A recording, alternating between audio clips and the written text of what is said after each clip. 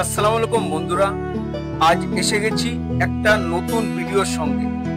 আজ একটা ছোট অভিজ্ঞতা শেয়ার করি তোমাদের সাথে।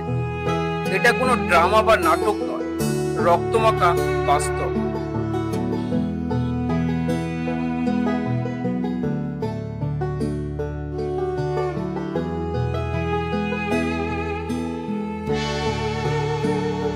মোহাম্মদ কবির, এক ফল ব্যবসায়ী।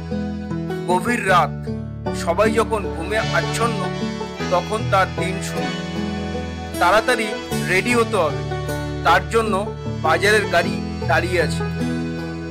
এ জীবন প্রত্যেকটা মধ্যবিত্ত আর ফুটপাত ব্যবসায়ীদের জীবন। ভোরের আলো ফোটার আগেই বেরিয়ে পড়তে হয় দুমুঠো ভাতের খোঁজে।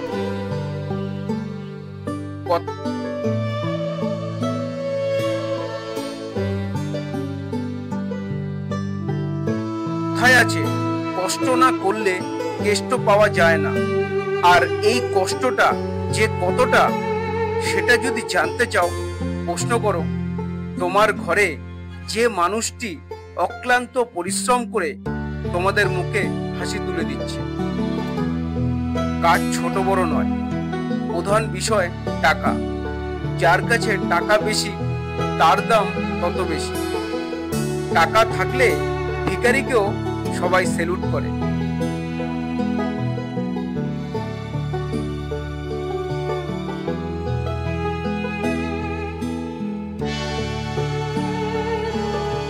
আর কোনো কাজকেও ছোট বড় ভেবো না।